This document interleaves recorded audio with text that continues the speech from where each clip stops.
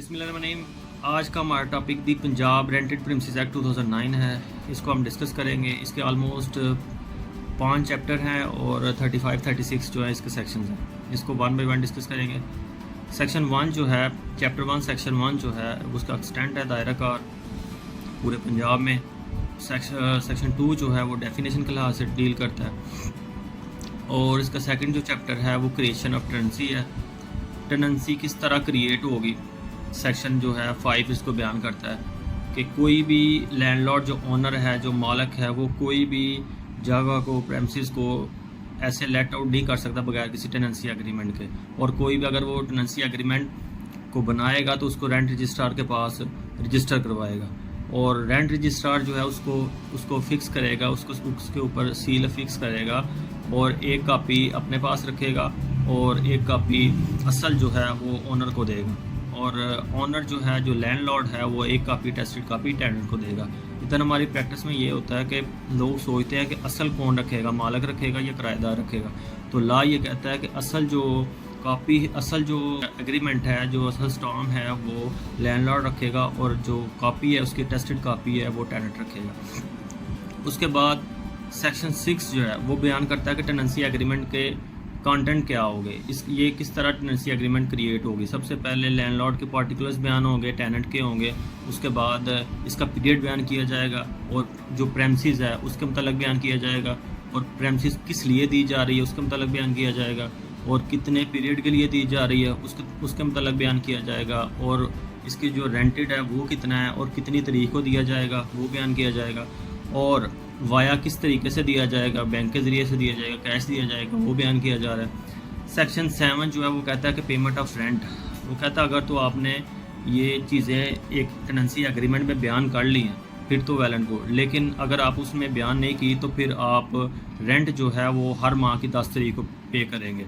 और अगर आपने ये बता दिया है कि आपने किस तरीके से इनको कैश देना है या बैंक अकाउंट के ज़रिए, फिर तो ठीक है टेनेंसी एग्रीमेंट। और अगर आपने उसमें बयान नहीं किया तो फिर आप उसको मनी ऑर्डर या वाया बैंक अकाउंट आप उसको ट्रांसफ़र करेंगे। सेक्शन 9 जो है वो बयान कर रहा है कि अगर आप टेनेंसी एग्रीमेंट को की कंप्लायंस नहीं करते तो उसके इफेक्ट क्या है, इफेक्ट ऑफ नॉन कंप्लायंस। तो अगर कोई भी इशू रेज होता है, कोई भी इशू जो है वो राइज होता है, तो अगर ऑन बिहाफ ऑफ लैंडलॉर्ड हो तो टेनेंट जाएगा, तो वो एनुअल रेंट का जो है वो 5% गवर्नमेंट जो अकाउंट में उसमें जमा करवाएगा। और अगर वो लैंडलॉर्ड लेके जाएगा कोई इशू को तो वो 10% जो है एनुअल रेंट का 10% वो गवर्नमेंट को जमा करवाएगा।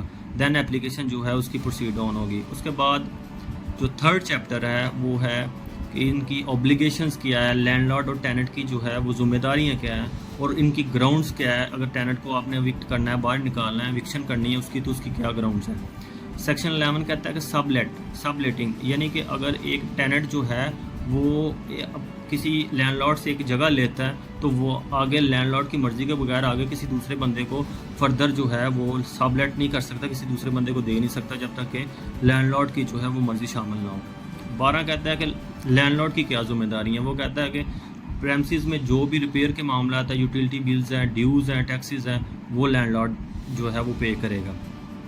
और 13 कहता है कि टेनेंट की क्या जिम्मेदारी है। टेनेंट जो है उसका स्ट्रक्चर जो है प्रेमिसेस का उसको ख़राब नहीं करेगा, जिस मकसद के लिए उसने ली है उस मकसद के लिए ही वो इस्तेमाल करेगा, वो टाइम पे जो है रेंट की पेमेंट करेगा, आगे सबलेट नहीं करेगा, किसी दूसरे बंदे को जगह नहीं देगा, ये उसकी ज़िम्मेदारी है। 14 कहता है कि अगर लैंडलॉर्ड जो है वो उसको टैक्सेस को पे नहीं करता, यूटिलिटी बिल्स को पे नहीं करता, तो फिर टेनेंट की जिम्मेदारी है कि उसको पे करे, और जो उसने रेंट लैंडलॉर्ड को देना उसमें से डिडक्ट कर ले। और 15 कहता है कि अगर उसकी ग्राउंड क्या है, कि अगर टेनेंट जो है अपनी जिम्मेदारियां पूरी नहीं कर रहा तो वो उसकी क्या ग्राउंड है कि इसकी एविक्शन की, टेनेंट को कैसे बाहर निकाला जा सकता है। तो वही जो उसकी जिम्मेदारियां अगर वो पूरी नहीं कर रहा, टर्म एंड कंडीशंस को टाइम पे रेंट नहीं दे रहा, या उसकी स्ट्रक्चर्स को चेंज कर रहा है, या आगे उसने किसी को सबलेट कर दिया, या टेनेंसी एग्रीमेंट उसका एक्सपायर हो गया, तो ये तमाम उसकी जो है उसकी ग्राउंड्स हैं एविक्शन के लिए, एक टेनेंट को बाहर निकालने के लिए। और अब उसके बाद जो है सेक्शन 16 जो है, सेक्शन 16 डील करता है चैप्टर 4,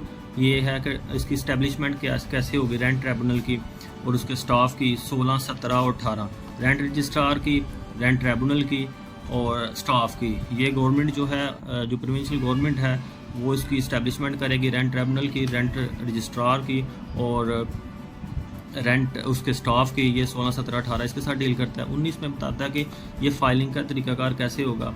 एक एप्लीकेशन फ़ाइल होगी, उसके साथ उसकी जो एप्लीकेंट है उसकी तमाम स्टेटमेंट, उसके फैक्ट्स स्टेटमेंट ऑफ फैक्ट उनके वो बयान करेगा, साथ में 2 अटेस्टेड विटनेस के जो एफिडेविट है वो लगाएगा।